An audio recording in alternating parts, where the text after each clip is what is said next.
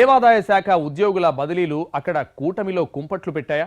మా మాటకు విలువే లేకుండా పోయిందని జనసేన బీజేపీ శాసనసభ్యులు రగిలిపోతున్నారా? కేవలం టీడీపీ అనుకూలురకే మేళ్లు జరిగాయన్నది నిజమేనా? లక్షలకు లక్షలు చేతులు మారాయన్న ఆరోపణలు ఎందుకొచ్చాయి? అసలు ఆ బదిలీల భాగోతం ఏంటి? ఎక్కడ జరిగింది? ఉమ్మడి తూర్పుగోదావరి జిల్లాలో దేవాదాయ శాఖ ఉద్యోగుల బదిలీలు కూటమిలో చిచ్చురేపుతున్నాయట. తమ సిఫార్సు లేఖలను అస్సలు పట్టించుకోవడం లేదంటూ జిల్లాకు చెందిన జనసేన ఎమ్మెల్యేలు గుర్రుగా ఉన్నట్టు సమాచారం. మేం ప్రజాప్రతినిధులం కాదా? మా లెటర్స్ కు విలువే లేదా అంటూ చాలా ఫీల్ అయిపోతున్నారట గ్లాస్ పార్టీ శాసనసభ్యులు.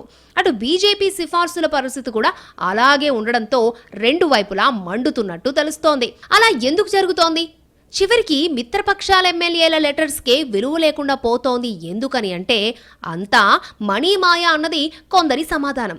దేవాదాయ శాఖ ఉద్యోగుల బదిలీల్లో భారీగా ముడుపులు చేతులు మారాయి అన్న ఆరోపణలు వినిపిస్తున్నాయి. ఆదాయం వచ్చే దేవాదాయ శాఖలకు డిమాండ్ ఎక్కువగా ఉండడంతో అక్కడ పోస్టింగ్స్ కోసం భారీగా ముడుపులు ముట్టజెపుతున్నట్టు ప్రచారం జరుగుతోంది. గోదావరి పుష్కరాలు రాబోతున్నందున ప్రాధాన్యత కలిగిన దేవాలయాల మీద ఎక్కువగా ఫోకస్ పెట్టారట ఉద్యోగులు. అక్కడికి బదిలీల కోసం లక్షల్లో ముడుపులు ముట్ట చెప్పారన్న గుసగుసలు వినిపిస్తున్నాయి జిల్లాలో. డబ్బు పెట్టినోళ్ళకి పెట్టినంత పోస్ట్ అంటూ చివరికి దేవాదాయ శాఖ ఉద్యోగులే మాట్లాడుకుంటున్నారట.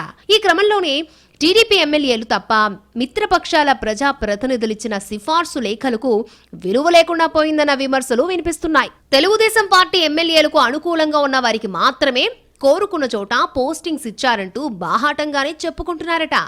అర్హత లేని వారికి కూడా ప్రాంతాలు ప్రాధాన్యతలు అంటూ పెద్ద ఆలయాల్లో పోస్టింగ్లు ఇచ్చినట్టు ప్రచారం ఉంది. కొన్ని దేవాలయాల్లో అర్హత లేని వారిని ఇన్ఛార్జ్ హోదాలో నియమించి ఒక్కొక్కరికి 10 నుంచి 15 ఆలయాలు అప్పగించినట్టు ఈవో స్థాయి అధికారులే ఆరోపిస్తున్నారు. పైరవీలు చేసుకున్న వాళ్ళకి మంచి పోస్టులు ఇచ్చి లేని వాళ్లకు అర్హతలున్నా ప్రాధాన్యత లేని చోట పడేశారు అన్న ఆవేదన వ్యక్తమవుతోందట శాఖలో. కోనసీమకు చెందిన ఒక ఈవో ఈ బదిలీల్లో చక్రం తిప్పినట్టు సమాచారం. ఇక కార్యాలయాల్లో పనిచేసే అధికారులు సిబ్బంది విషయంలో పెద్ద ఎత్తున గోల్మాల్ జరిగిందంటున్నారు. ఒకే బిల్డింగ్ లో కింది ఫ్లోర్ లో పనిచేస్తున్న వారిని పై ఫ్లోర్ లో పనిచేస్తున్న వారిని కిందికి బదిలీ చేసిన లీలలు చాలానే ఉన్నట్టు చెప్పుకుంటున్నారు. ఏళ్ల తరబడి వారు ఒకే కార్యాలయంలో పనిచేస్తున్నా కదల్చలేకపోతున్నారన్నది డిపార్ట్మెంట్ టాక్. 5 ఏళ్లు ఒక చోట పనిచేసిన వారిని ఖచ్చితంగా బదిలీ చేయాలన్న నిబంధన ఉంది. కానీ ఏసీ, డీసీ, ఆర్టీసీ కార్యాలయాల్లో పనిచేసే సూపరింటెండెంట్లు, సీనియర్ అసిస్టెంట్లు, జూనియర్ అసిస్టెంట్ల బదిలీల్లో భారీగా ముడుపులు తీసుకుని నిబంధనలు పక్కన పెట్టేశారని సిబ్బందే ఆరోపిస్తున్నారు. ఏళ్ల తరబడి ఒకే ఆఫీసులో పాతుకుపోయిన వాళ్ల ద్వారా ముడుపులొస్తాయన్న ఆశతో ఉన్నతాధికారులు కూడా వారిపై కనికరం చూపించినట్టు టాక్ నడుస్తోంది.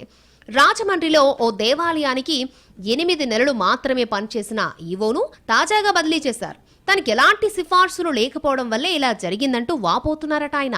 మొత్తం మీద దేవాదాయ శాఖ బదిలీలు చిత్ర విచిత్రంగా జరిగాయని అధికారులు అందరూ అంగీకరిస్తున్నారంటే ముడుపులు ఏ స్థాయిలో చేతులు మారాయో అర్థం చేసుకోవచ్చు అంటున్నారు డిపార్ట్మెంట్లోని కొందరు ఉద్యోగులు.